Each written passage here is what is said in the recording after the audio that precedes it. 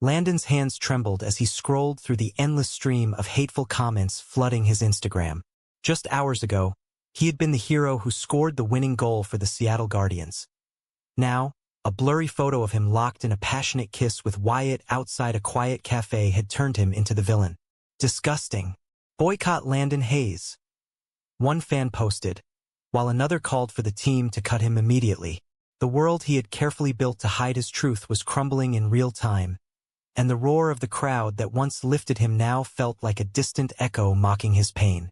Wyatt's call came through as Landon sat in his car in the stadium parking lot, the phone buzzing insistently. "Babe, I saw it. Are you okay?" Wyatt's voice was steady but laced with worry. Landon swallowed hard, the lump in his throat making it hard to speak. "They're everywhere, Wyatt. The fans. They hate me. I don't know what to do." The conversation stretched as they talked about the inevitable media storm, Landon's mind racing with fears of losing his contract, his dreams, and perhaps even the man he loved if the pressure became too much. He drove home through the rain-slicked streets of Seattle, the city lights blurring into streaks that mirrored the chaos inside his chest. How had it come to this? They had been so careful for 3 years, stealing moments between matches and Wyatt's architecture projects, always meeting in out-of-the-way places where no one would recognize the star striker. Landon remembered the first time he saw Wyatt at a mutual friend's barbecue 5 years earlier. Wyatt had been sketching on a napkin, his quiet laugh cutting through the noise, and something in Landon shifted forever.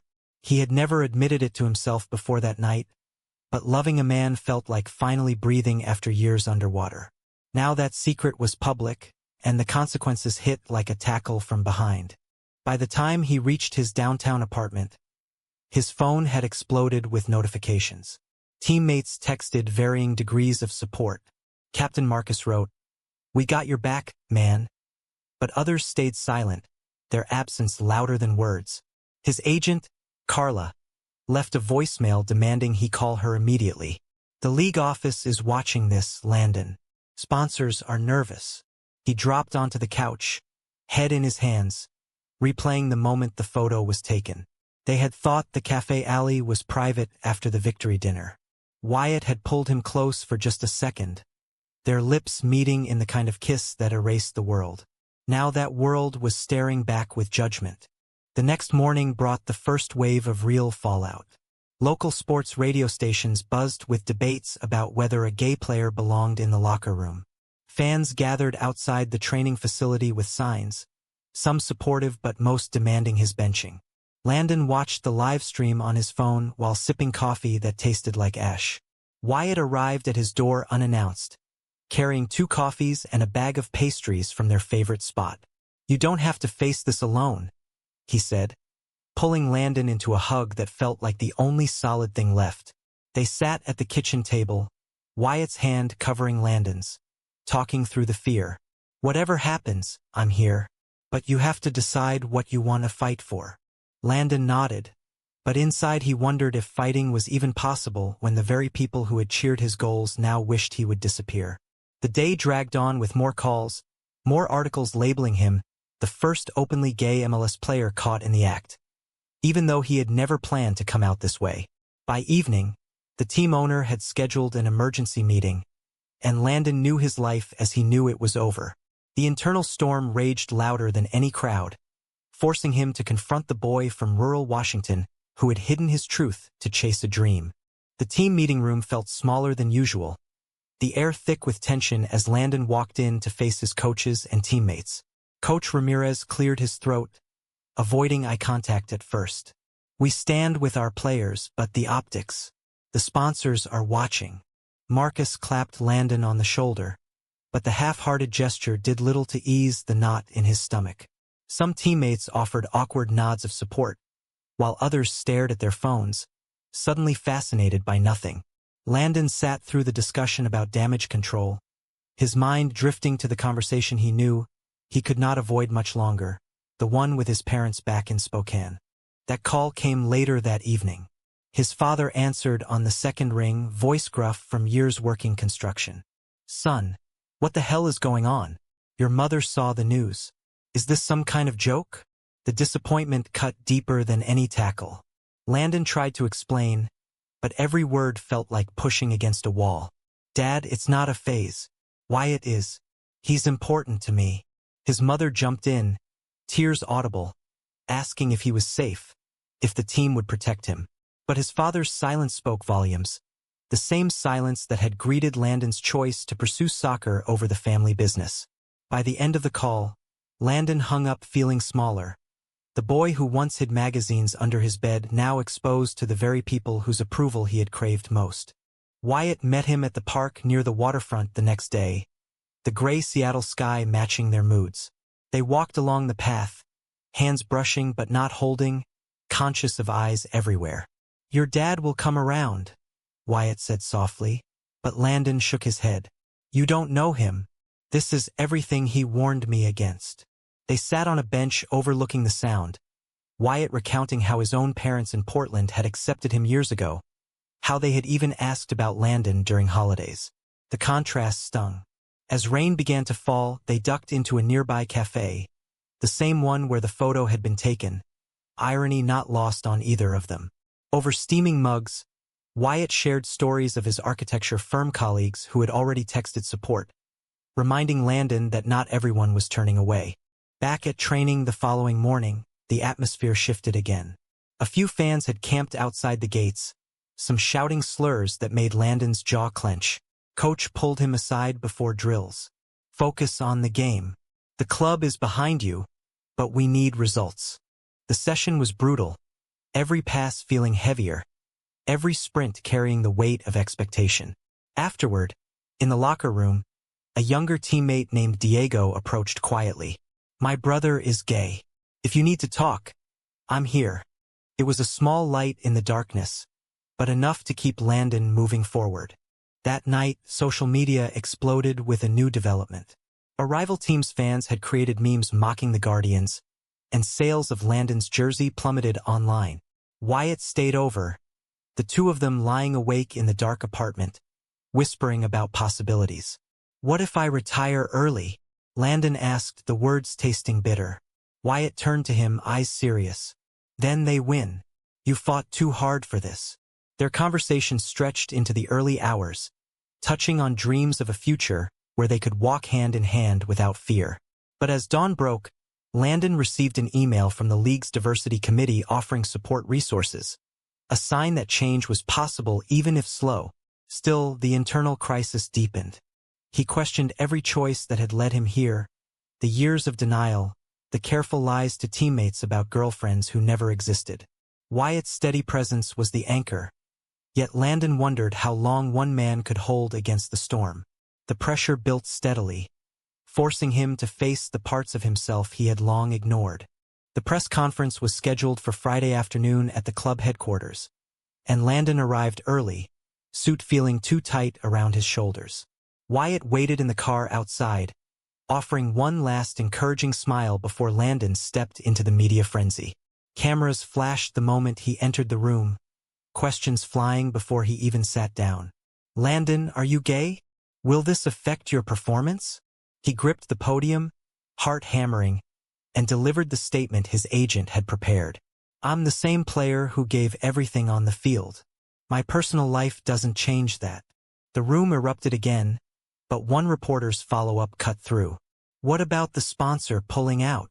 Landon froze. Horizon Sports, the team's biggest backer, had remained silent until now. Later that evening, the announcement came via a live stream from Horizon's CEO, Elena Vargas.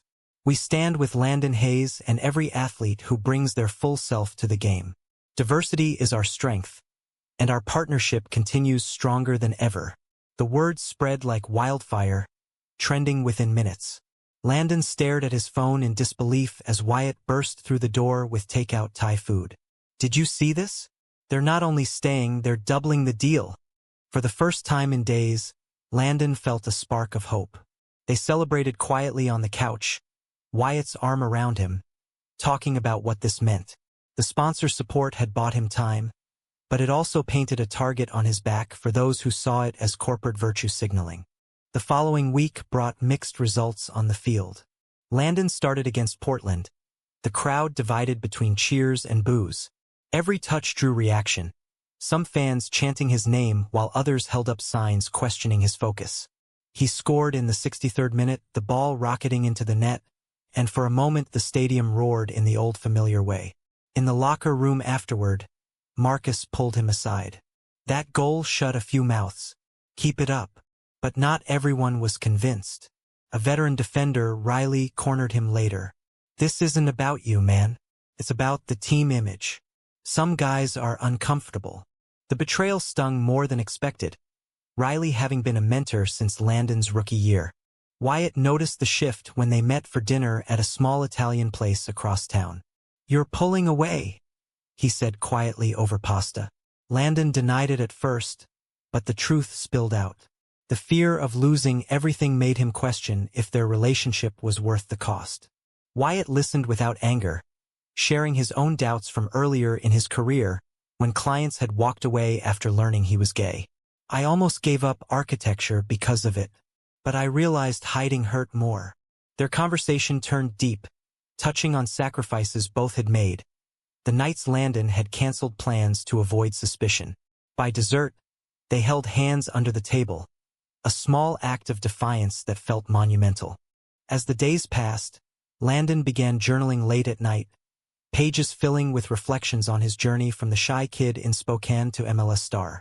He recalled the first time he and Wyatt had said, "I love you," during a road trip to Vancouver, the mountains framing their promises. The sponsor's support had opened doors, including an invitation to a diversity panel, but it also brought new scrutiny. Paparazzi waited outside his building, and his mother's daily calls grew more anxious. Yet in quiet moments with Wyatt, planning weekend hikes away from the city, Landon felt the stirrings of strength. The crisis was forcing him to choose authenticity over safety, and though the path terrified him, Wyatt's unwavering belief made it possible.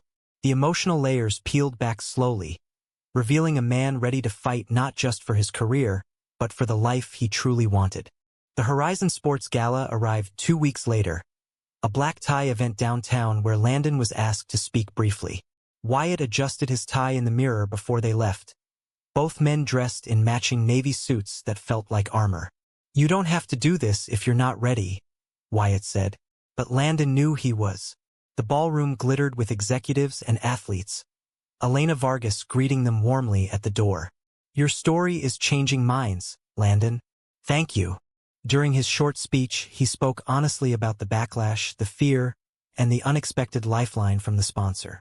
Applause followed, genuine and loud. Yet he spotted a few familiar faces from the league looking uncomfortable. The next morning, backlash resurfaced in a new form. An anonymous teammate had leaked old text messages to a tabloid, messages where Landon joked about keeping his relationship quiet. The article painted him as deceitful, questioning his loyalty to the club. Riley denied involvement when confronted, but the damage was done. Landon sat in the coach's office, fists clenched. "I trusted the locker room," Coach Ramirez sighed. "We'll investigate, but this hurts us all." The betrayal cut deep, forcing Landon to reevaluate friendships he had counted on for years. That evening, he and Wyatt argued for the first time in months. "Maybe we should take a break until things calm down," Landon suggested, the words escaping before he could stop them. Wyatt's face fell. "Is that really what you want? To let them win?" The fight escalated, voices rising over dinner, both men airing frustrations built from weeks of stress. Wyatt left angry, leaving Landon alone with his regret. The internal crisis peaked that night. Landon drove aimlessly through the city, ending up at the cafe where everything started. He replayed every choice, the nights he had pushed Wyatt away during tough seasons, the guilt of hiding. By morning, he texted an apology, and they met at the waterfront again. Wyatt arrived with forgiveness in his eyes. "I get it. This is hard on both of us." They walked in silence at first, then talked through the pain, deciding together to face whatever came next as a team. The sponsor's legal department offered help with the leak investigation, another show of support that reminded Landon he was not alone. Family tensions boiled over during a video call with his parents. His father finally voiced what he had been holding back. "I raised you to be a man, not this." The words landed like a punch, but his mother intervened, sharing stories of her own struggles with acceptance. "We love you, son. It will take time, but we're trying." The conversation ended on fragile ground, yet it planted a seed of hope.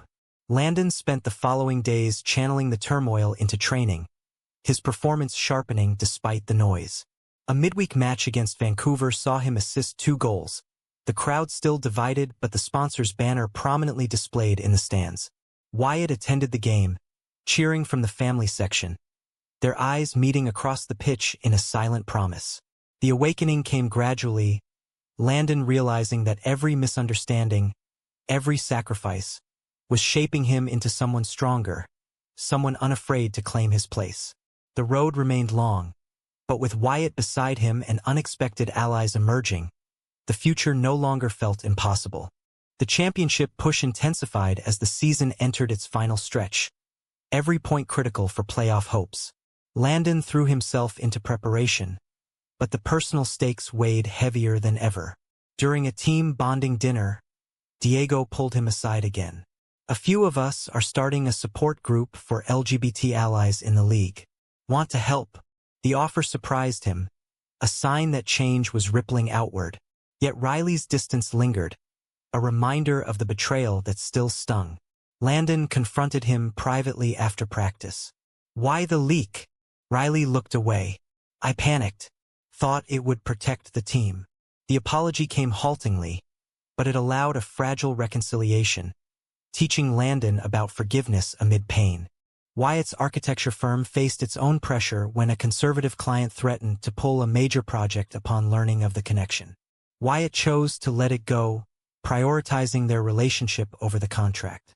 "Your peace matters more," he told Landon over breakfast one morning. The gesture deepened their bond, leading to a weekend getaway to the Olympic Peninsula where they hiked through ancient forests, talking about a future beyond soccer. Plans for a small house, perhaps adopting a dog, felt real for the first time. Back in Seattle, the sponsor organized a Pride night at the stadium, complete with rainbow warm-up kits. Landon marched in the pregame ceremony, Wyatt by his side on the field for the first time publicly. The mixed crowd reaction included cheers that outnumbered the boos, a small victory that lifted his spirits. But the climax arrived during the biggest game of the year against their rivals. The stadium was electric, fans chanting both support and opposition. Landon felt every eye on him as he took the field. In the second half, trailing by 1, he received the ball in the box, defenders closing in. The shot left his foot perfectly, curling into the top corner for the equalizer. The roar that followed included new voices, families waving pride flags. In extra time, he assisted the winner, securing the victory. Post-match, Elena Vargas joined him for interviews, reinforcing the sponsor's commitment. "Landon represents the best of us." That night, celebrating quietly with Wyatt on the balcony overlooking the city, Landon reflected on the journey. The internal battles, the family progress, the team's gradual acceptance, all converged into a moment of clarity. He had sacrificed secrecy for truth and emerged stronger. Wyatt kissed him softly. "Proud of you." The conversation turned to long-term dreams, including coming out fully to the league and advocating for others. The growth was undeniable. Landon no longer the scared player hiding in shadows, but a man owning his story with courage and love at its center. The off-season brought a new rhythm to their lives. Landon signed a contract extension with the Guardians, thanks in large part to Horizon's continued backing. He and Wyatt moved into a brighter apartment with a view of the mountains, a space that finally felt like home rather than a hiding place. Family visits improved slowly. His parents flew in for a weekend, his father shaking Wyatt's hand awkwardly but sincerely. "You make my son happy. That's enough for now." The words carried years of progress in one sentence. Teammates organized a barbecue where everyone attended, including Riley, the group sharing laughs and stories that bridged old divides. Landon began mentoring younger players through the league's new inclusion program, sharing his experiences without bitterness. Wyatt's career flourished too, landing a project designing a community center focused on LGBTQ youth. They attended their first Pride parade together as a couple, hands openly linked, the energy of the crowd washing away remaining doubts. The emotional journey had transformed them both, turning crisis into connection and fear into purpose. Late one evening on their balcony, watching the city lights, Landon turned to Wyatt. "I wouldn't change a thing. It led me here." As the new season approached, Landon stepped onto the training pitch with renewed fire. The fans who once turned away now included supporters wearing his jersey with pride stickers. The sponsor's influence had sparked conversations across the league, other players reaching out privately. Life was not perfect, challenges remained, but the foundation was solid. Landon had grown from a man defined by secrets to one defined by authenticity. His relationship with Wyatt stronger than ever. The story was far from over, yet the chapter they had written together proved that love, support, and courage could rewrite even the harshest narratives. True or false? A single sponsor's stand can truly heal the deep wounds caused by widespread public rejection in the lives of gay athletes?